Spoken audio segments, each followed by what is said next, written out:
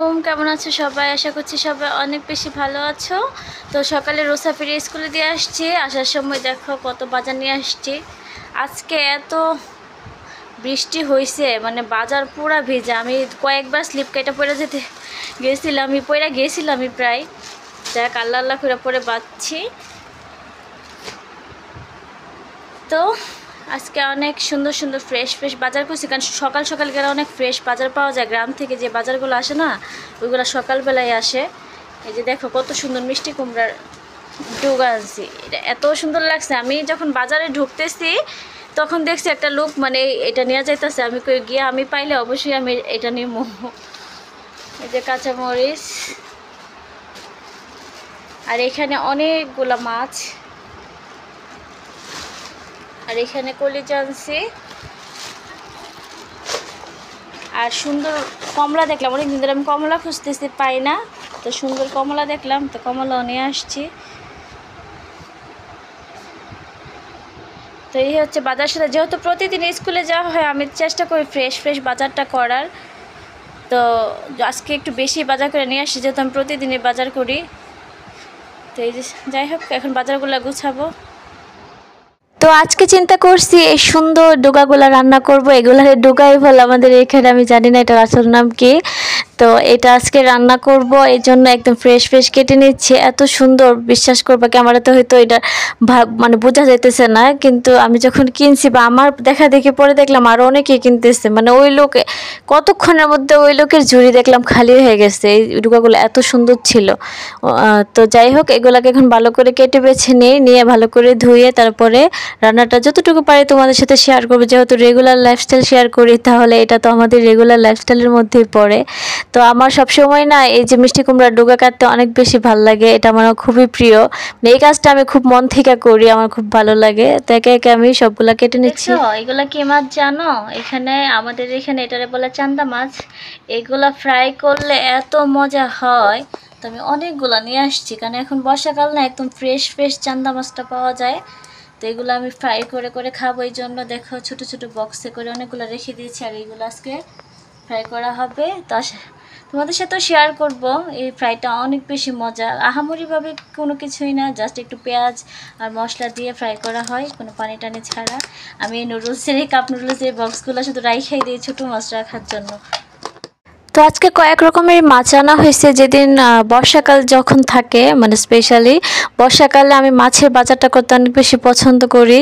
যেহেতু আমাদের শহরে সব কিছু ফ্রেশ পাওয়া যায়, সেহেতু নির্দ্বিধায় সব কিছু কিনে আনতে পারি। আর চোখের সামনে দেখা যাচ্ছে যে নৌকা দিয়ে মাছ নিয়ে আসতেছে, মানে চোখের শান্তি একদম, অনেক ভালো লাগে। আর বাজারটা একদম নদীর পাশে, তো যার কারণে খুব ভাল লাগে। তো এই মাছগুলো দেখলাম, মানে আমি যাওয়ার পরে উনি উঠাইছে মাছগুলা, তো এখান থেকে নিয়ে আসলাম। এমনি তো এটার ফ্রাই আমার খুব বেশি পছন্দের।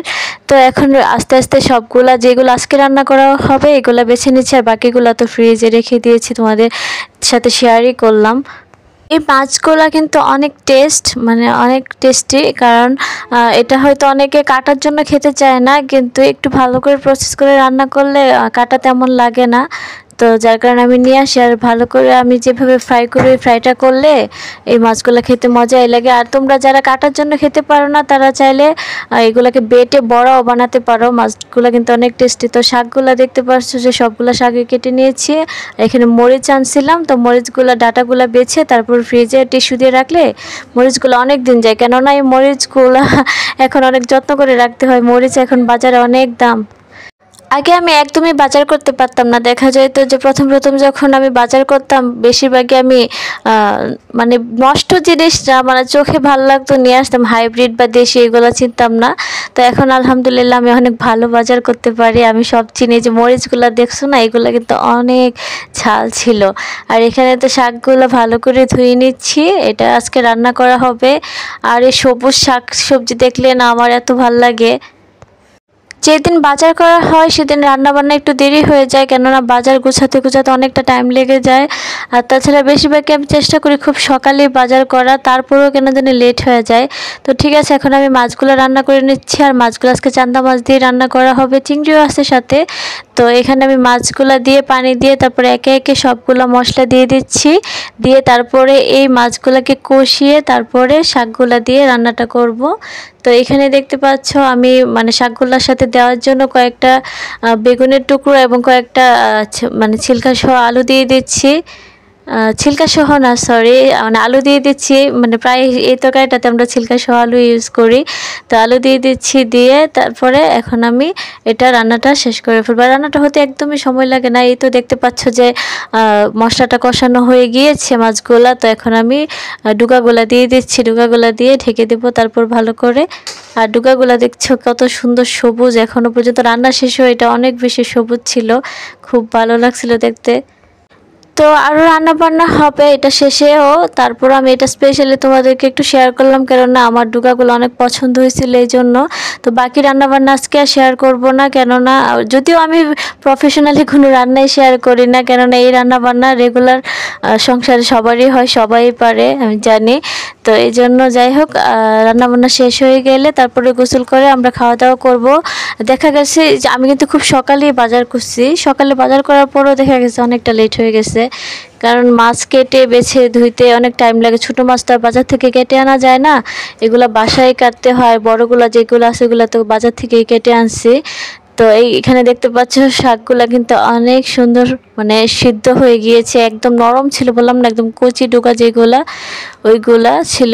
তো যাই হোক, শাকগুলা কিন্তু রান্না শেষে এরকম সবুজই ছিল, মানে কালারটা চেঞ্জ হয় নাই। আর সবুজ কালারটা যদি সবুজে থাকে রান্না শেষে, এটা অবশ্যই দেখতে অনেক ভালো লাগে। এই যে দেখতে যেটা সুন্দর, আমার মনে হয় যে খেতেও সেটা ভালো লাগে। যে মানুষ বলে না যে আগে হচ্ছে দর্শনদারি তারপর গুণ বিচারি, তো ওইটাই আমার দেখতে যেটা ভালো লাগে ওইটা আমার খেতেও ভালো লাগে, মানে সব বিষয়ই। তো যাই হোক, এখন রান্নাবান্না শেষ করে ফেলছি। তো তোমরা সবাই অনেক ভালো থেকো, সুস্থ থেকো, দেখা হবে তোমাদের সাথে অন্য কোনো ব্লগে। আল্লাহ হাফেজ।